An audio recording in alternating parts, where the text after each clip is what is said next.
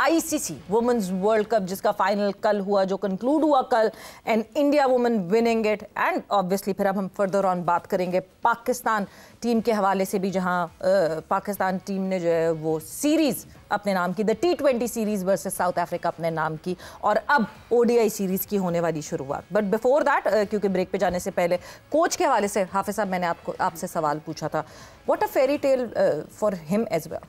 देखिए, बिल्कुल ये एक प्रोसेस है जिसमें कोच हाईएस्ट लेवल पर अपना किरदार अदा करता है, लेकिन खिलाड़ी मुकम्मल तौर पर अगर तैयार होकर हाईएस्ट लेवल पर इंटरनेशनल जब आपने रिप्रेजेंटेशन होती है नहीं आते हैं तो उनको बुनियादी चीज़ें सिखाना पड़ती हैं। जब आप तैयार होकर आते हैं तो कोच आपकी परफॉर्मेंस को नेक्स्ट लेवल पर लेकर जाने के लिए काम करता है। उसका वक्त आपकी बुनियादी चीज़ों पर एनहांसमेंट पे चला जाता है, फिर डेवलपमेंट पे चले जाते हैं ना, कि उसको किस तरह से ऊपर लेकर जाना है। आप Australia, south Africa, India, New Zealand, जितनी भी इंग्लैंड बड़ी टीमें हैं वुमेन्स क्रिकेट में, आप इनको देखें तो इनको आपकी बेसिक सब की सब अपनी जगह पर सेट नज़र आती हैं। तो कोच के लिए ऐसे खिलाड़ियों के साथ काम करना इस अंदाज से निस्बतन आसान होता है कि वो उनको मैनेज कर लेता है अच्छे तरीके से, जो कहीं ना कहीं किसी को खामी है वो उसको दूर करने के लिए काम कर लेता है। बाकी तो ये सब इनको कोच ने क्या सिखाना है। जैसे वो कल साउथ अफ्रीका की बैटिंग कर रही थी, कैप्टन जो है, ठीक है, ये नीचे वो जो ट्रेन है उसको कोई भी खेलते हुए तो देखें, जब वो बड़े शॉट्स खेलती हैं वो बॉल को जिधर बॉल है उधर लेकर जाती है, फोर्स ही नहीं करती इशू को। इवन ये जो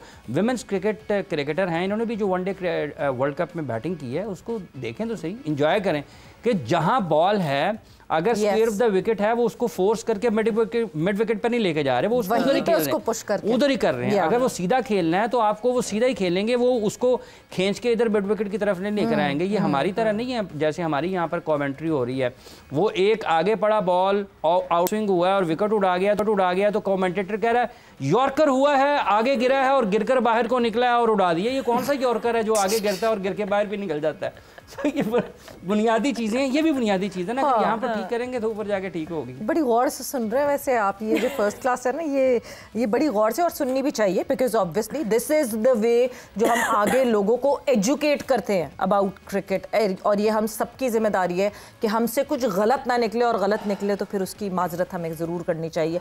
बट मूविंग फॉरवर्ड, तो माजरत की पूरी किताब लिखनी पड़ेगी अगर ये कह दिया ट्रॉफी। हाँ है, बहुत सारी ऐसी चीज़ें, और बराए मेहरबानी जो भी इसको देख रहा है वो ज़रूर ये चीज़ें देखे कि कोई चीज़ गलत नहीं कम्युनिकेट होनी चाहिए, बिकॉज आप अपने फैंस के साथ फिर वो ज्यादती कर रहे हैं। मिस कम्युनिकेशन और गलत चीज़ इंटरप्रेट करके आगे भेजना is not a right thing to do. Coming back to that discussion, ICC women's world cup का तो यहाँ पे हुआ इख्तिताम, but Pakistan versus South Africa, the T20 series हमने रैप अप किया और हमने जीत हासिल की। Lahore has generally been lucky for team Pakistan, suit करती हैं ये कंडीशंस पाकिस्तान को। What special things could you extract इस पूरी सीरीज़ में से? क्या चीज़ें ऐसी हैं जो आपको लगता है कि हमें रखनी चाहिए और आगे उसके साथ मूव ऑन करना चाहिए आने वाली सीरीज़ के लिए, या फिर जो है क्या चीज़ें जो डिस्कार्ड कर देनी चाहिए? बिल्कुल, जिस तरह इन्होंने T20 सीरीज़ खेली है, मैंने आपको एक चीज़ कही थी, इवन वुमेन्स क्रिकेट में भी, हम लोगों में भी और मेंस में भी, जब हम अच्छी बैटिंग करेंगे ना, हमने मैचेस तभी जीतने हैं। हम जितनी मर्जी अच्छी बॉलिंग कर लें, हमारी बैटिंग अच्छी नहीं होगी, हम नहीं जीतेंगे। साइम ने स्कोर किया जी, बाबर ने स्कोर किया सिंगल हैंडेडली। अब मैं जो भी T20 जो हम जीते हैं, जिस पे हम सीरीज जीत गए, बाबर आजम खेल रहे थे और जब उन्होंने 50 कर लिया ना तो मैंने टीवी बंद कर दिया था, क्योंकि मुझे ये श्योरिटी थी कि ये मैच हम जीतेंगे, और अब हम जीत गए हैं, ये सीरीज जीत गए हैं। तो इतना कॉन्फिडेंस होता है अपने प्लेयर्स पे, उन प्लेयर्स पे जिन्होंने पाकिस्तान के लिए किया है। एक चीज़ बाबर आजम की के सारों ने कहा जी स्ट्राइक रेट पे काम करें, स्ट्राइक रेट पे, या जो भी एक चीज़ चली, लेकिन वो हाईएस्ट स्कोरर है T20 इंटरनेशनल के। तो अब वो प्लेयर्स जिनके स्ट्राइक रेट कितने हाई हैं और कितना वो अच्छे बड़े नाम है, तो वो होते हैं ना नंबर 1 पे। बाबर आजम फिर कैसे आगे? तो ये सिर्फ मेहनत का होता है सिला, और अल्लाह ताला दे देता है। थोड़ी सी इस पे मेहनत लगती है और मुश्किलात ज़्यादा हैं। क्रिकेट में मुश्किलात ज़्यादा हैं और खुशियाँ थोड़ी कम हैं, लेकिन जहाँ पे जिस टाइम पे आसानी आती है उसको ग्रैब करना है। वो साइम ने भी किया, बाबर आजम ने भी किया, फ़हीम अशरफ जिस तरह से उन्होंने ऑल राउंड परफॉर्मेंस दी है और प्लेयर ऑफ द सीरीज़ बने, तो ये भी बहुत एक अच्छी चीज़ है। मोहम्मद नवाज अच्छी बॉलिंग करते हुए नज़र आ रहे हैं। तो टीम बड़ी एक अच्छे तरीके से, अपनी होम कंडीशंस भी कह सकते हैं, इसलिए भी थोड़ा ईजी थे। दूसरा T20 में हमारा आप ये भी कह सकते हैं कि टारगेट थोड़ा थोड़ा कम था, उसमें भी थोड़ा बैटर्स ने अपनी शॉट्स ट्राई की। तो यही है कि जब टारगेट ज्यादा हो 190 या 200 हो किसी भी टीम के खिलाफ, तो ऐसी ही क्रिकेट खेलेंगे तो हम जीतेंगे। जिस तरह बहादुरी से खेला है वो कोई भी बैटर हो सकता है। लेकिन ये है कि जहाँ पे मोहम्मद हसन नवाज आए हैं तो उनको गेम फिनिश कर देनी चाहिए थी। जिस तरह वो आउट हो गए, 5 स्कोर फिर भी रह गया था। ये छोटी छोटी चीजें हैं जो आपको जो है ना थोड़ा सा आपको गिरा देती हैं मेरे ख्याल में। क्रंच मैचेस में ये फंसा देगी एग्जैक्टली। तो ये छोटी छोटी चीजें हैं कि जो फिनिश नहीं कर सके, 5 रन आपको 50 रन लगने लगते हैं। बिल्कुल ऐसा ही है, और एक एक रन से टीम्स हार जाती है। तो मेरे ख्याल में नेक्स्ट मैचेस में इस चीज पे काम करना चाहिए कि जिसके हाथ में आ गया मैच वो फिनिश करके आए। सबसे पहले तो बाबर आजम आउट हो गए, उन्हीं को ही ये फिनिश करके आना चाहिए था, नीचे तक आना ही नहीं देना चाहिए था। जो 6 विकेट अभी इतने रन्स कर लिए वही काफी है। हम तो मतलब पिछले मैच में honestly speaking we were waiting कि हमें कितने और मैचेस चाहिए for him to surpass Rohit Sharma.